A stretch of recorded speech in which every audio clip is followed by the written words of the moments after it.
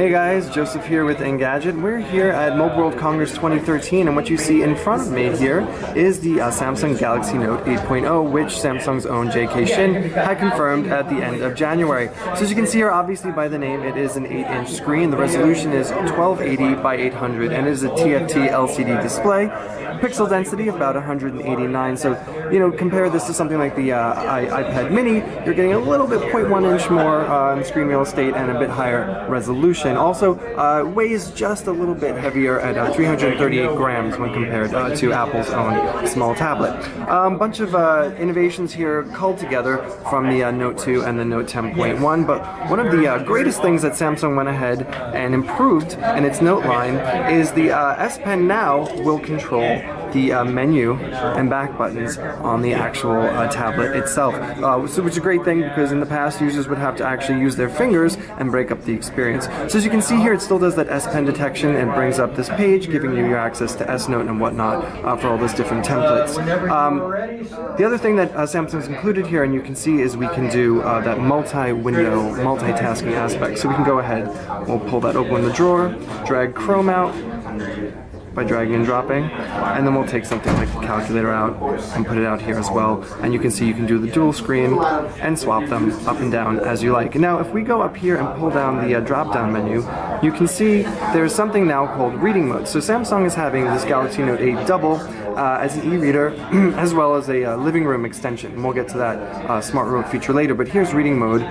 It's enabled right now. Shut it off, turn it back on. It'll prompt you and let you know that the display is being optimized basically for reading, and you can go ahead and whitelist different e-reading applications like Kindle or Nook or whatnot, but basically it's so that the LCD is not burning your eyes for prolonged reading use. So let's just jump back into the home page here, and we'll go to the apps, and we'll try and find a smart remote. Now this is obviously powered by Peel, but it's a visual programming guide, and it'll pull up your favorites, what's live on television now, and then you can go ahead and once you've hooked that up with your television, of course it works across all different manufacturers, you can go ahead and change the channel based upon what your viewing interest is. So again, this is because the research shows that about 85% of consumers are using their tablets in the living room. So we'll just go back to the home screen here, and you can see, if we just scroll through, this is Android 4.1.2 Jelly Bean with the TouchWiz skin, and inside is the Exynos 4 Quad, clocked at 1.6 gigahertz and buffered by 2 gigabytes of RAM. This particular model is the 3G HSPA Plus version, and a very interesting feature is that you can go ahead and hold it up to your head to make voice calls, although it's probably better if you want to use a headset for that. The US version will be Wi-Fi only, so you won't have that phone capability, and we've also been told that an LTE model is in the works. So we're just going to go ahead and give you a quick tour of the device. You can see here on the side there is your IR blaster, here is your volume rocker, and then just above that is the power button. We'll go on to the back. You can see it's pretty clean, no extraneous branding, just Samsung and the 5 megapixel camera.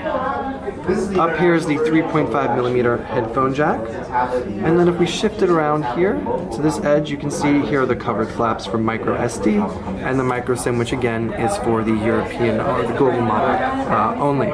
And then we'll look at the bottom, and you can see there's your dual speaker setup and the micro USB port.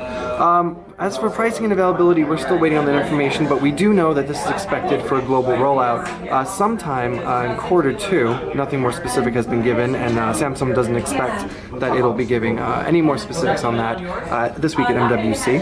And just to give you a bit of a comparison with one of its family members, next to it is the Galaxy Note 2. So you can see it's very familiar in terms of form factor here.